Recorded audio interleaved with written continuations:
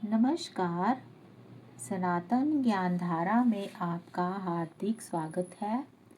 जय माता दी।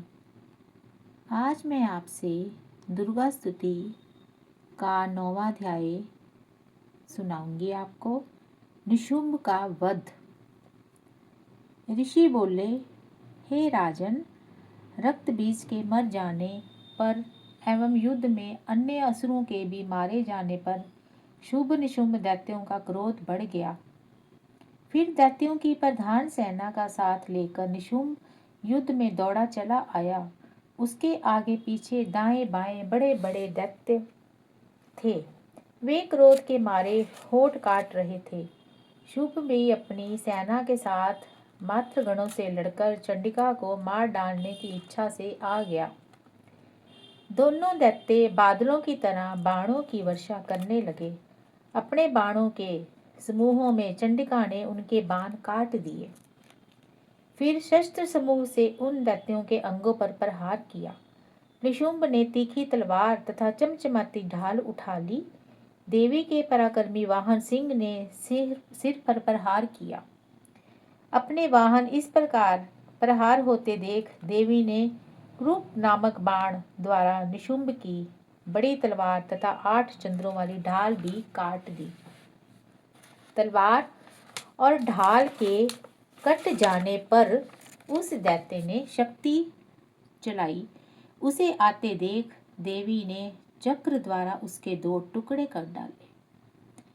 तब तो अत्यंत कुपित होकर निशुंभ दानव ने शूल उठा लिया और उसे फेंक दिया। देवी जी ने मुक्के के प्रहार से उसे चूर चूर कर दिया। दैत्य ने गदा उठाकर फिर चंडिका की ओर फेंकी। देवी ने उसे भी त्रिशूल द्वारा काट दिया और वे भस्म हो गई।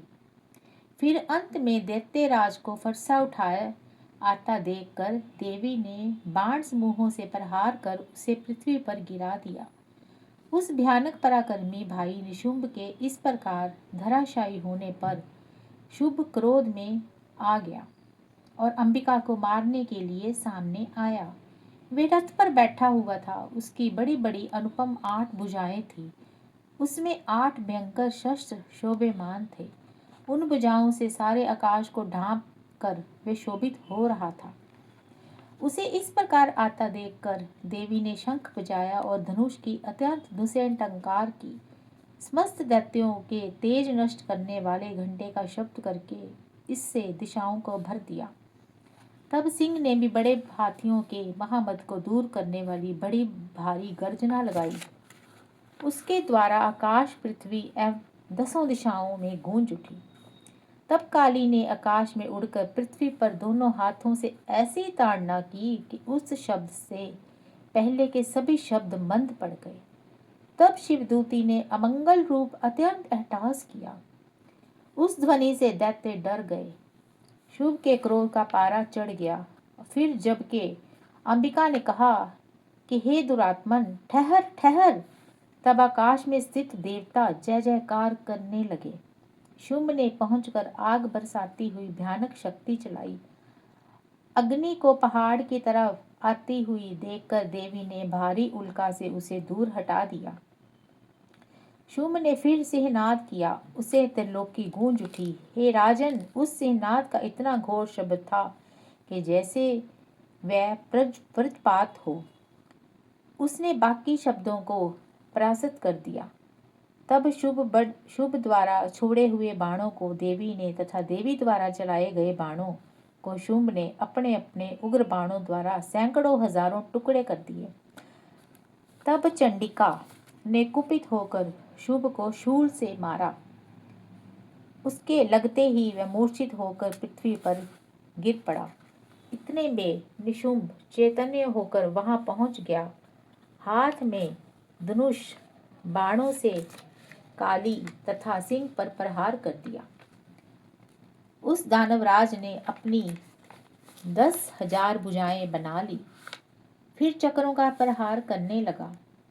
तब घोर संकटों का नाश करने वाली भगवती दुर्गा ने अपने बाणों से चक्र तथा सभी बाणों को काट गिराया।